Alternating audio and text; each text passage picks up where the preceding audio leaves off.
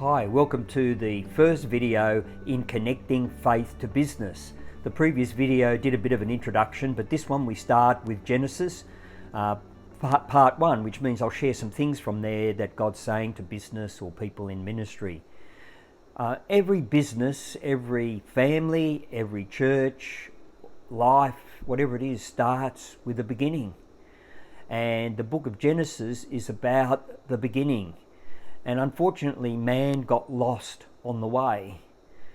You see, because every business, career, church, ministry, whatever it is, and family, we seem to think as soon as we get married, it's the end. We finish college or university, that's the end. But it's actually, it's a journey we're on, and that's only part of that journey. So all of life till the time we depart off this planet is a journey. And, you know, businesses and people with careers, they get lost, they get deflected, they get influenced by the wrong things, they get bad attitudes. They may even lose a job, but that's not the end. It's only part of the journey.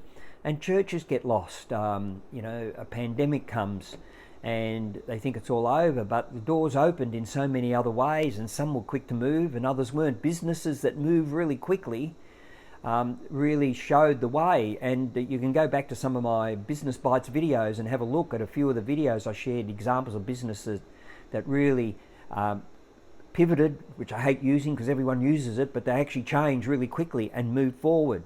So here are some couple of key thoughts to you, to business people, from Genesis. Number one, you need a vision. You see, God gave man a vision, and it's in Genesis chapter 1 verse 28. The New King James Version says, "Be fruitful and multiply and fill the earth." Well, that's a pretty specific and definite vision to go out and make it happen.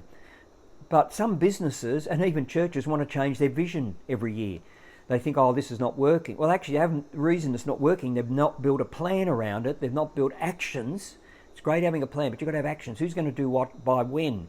So every vision needs that.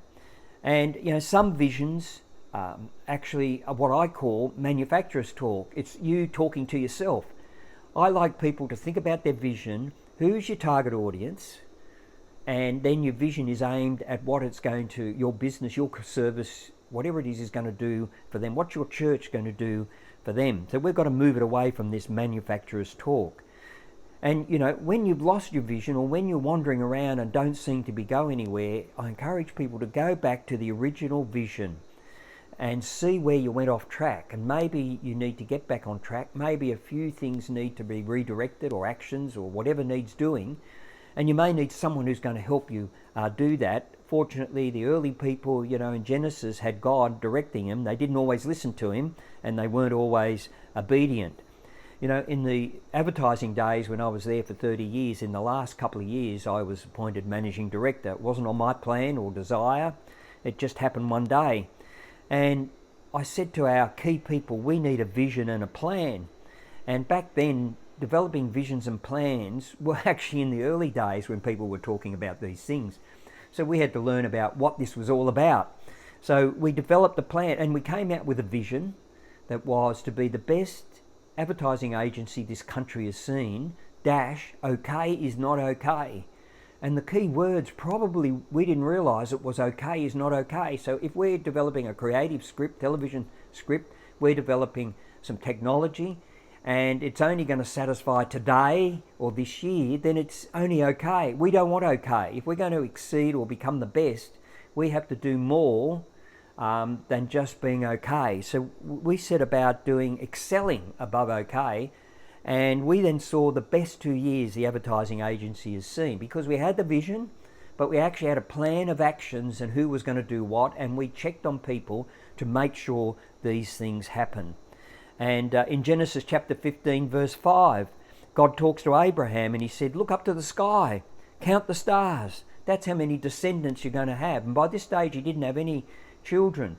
Now I've got to tell you, every time he looked to the sky, he could see God's promises. That was the vision. And one stage God even said, count the sand on the seashores. I don't know if you ever tried to do that, just one handful. I have enough problems getting it out of my toes, or shoes, or swimming costumes. There's so much of these great, and God said you're going to have descendants, and you know, we're all descendants from Abraham, and and people have come out from that. And that was a promise. And all he had to do was look to the sky or look to the sand, and he could see this huge promise that God had made, or this huge vision he'd set before him. And he would have many descendants. So every time something happened that was negative or against him, all he had to do was look up. And then we get to Genesis 12 verses 1 and 2, and you can see that God initiated vision and not Abraham.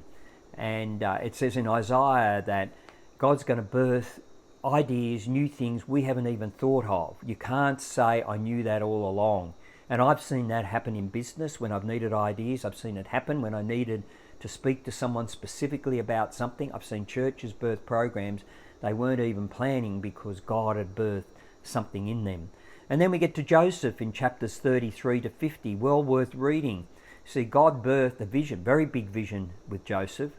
I'm not sure he was wise in how he shared it with his brothers or his parents, because his brothers got really angry. And in the end, he never saw this vision come to fruition for a long time. And on the journey, he got thrown into a pit. He was sold into slavery into Egypt. He then got thrown into prison. And you read the story with everything. But after many, many years, all this vision was about eventually his people, his father and his brothers coming to Egypt and being looked after in a very severe famine. And he was so well regarded in Egypt that even when his father died, the Egyptians mourned longer than the Israelites mourned for him.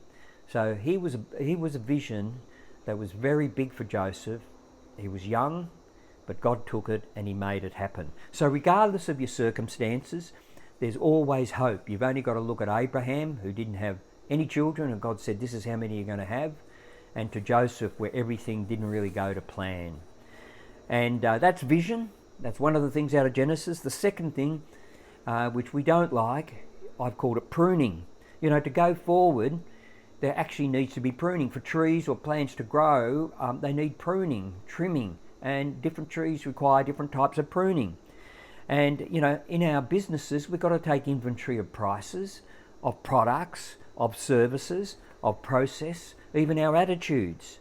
And we need to take stock, we need to listen, we need to look and say, what do we prune out? We can't keep this range of products with warehouses full of product that no one wants. So we've got to work out a plan.